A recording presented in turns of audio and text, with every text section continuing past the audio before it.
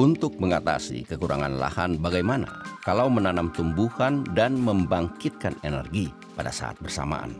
Untuk itu, kita memerlukan agrivoltaik. Dan ini bisa menggandakan panen. Untuk itu, modul-modul dibuat agar tanah bisa terus digunakan untuk penanaman. Misalnya, pagar tenaga surya. Ruangan antara baris-baris pagar bisa digunakan untuk tumbuhan, bergembala ternak, atau menanam bunga. Modul bisa ditempatkan sedemikian rupa sesuai posisi matahari. Tapi bagaimana pertumbuhan tanaman dekat panel surya? Kami sudah menanam banyak jenis tanaman yang hanya ditemukan di pasar lokal. Tomat, paprika, labu, terong. Tumbuhan pangan ini tampaknya berkembang dengan sangat baik. Tanaman tetap mendapat cukup cahaya. Panen tomat dan cabai sekarang bahkan 2 kali lipat. Malah kalau terkena terlalu banyak matahari, tanaman akan menghentikan proses fotosintesis dan berhenti tumbuh. Dengan modul panel surya, lebih sedikit air dibutuhkan untuk pengairannya. Ini sangat menjanjikan.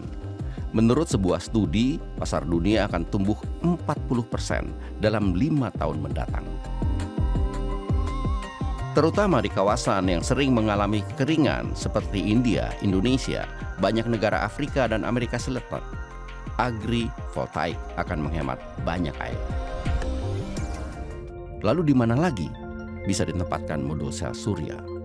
Di luar angkasa, sedekat mungkin ke matahari. Karena di sana matahari bersinar 24 jam.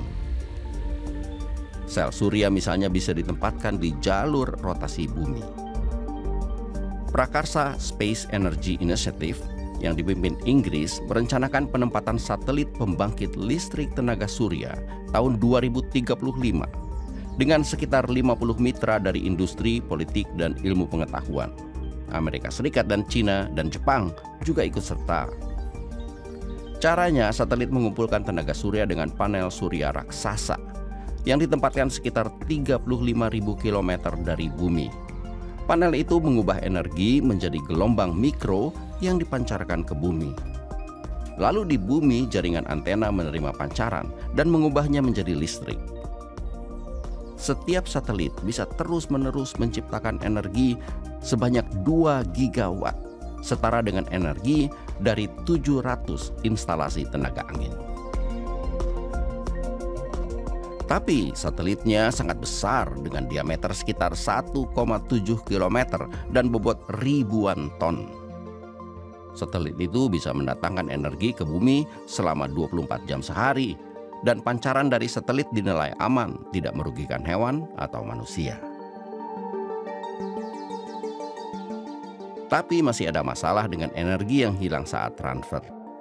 Selain itu, biaya untuk membawa modulnya ke ruang angkasa masih sangat mahal. Tapi dalam beberapa dasawarsa mendatang, mungkin sudah ada kemungkinan lain yang jauh lebih realistis untuk menciptakan energi tanpa kehilangan lahan dan dengan biaya yang lebih murah.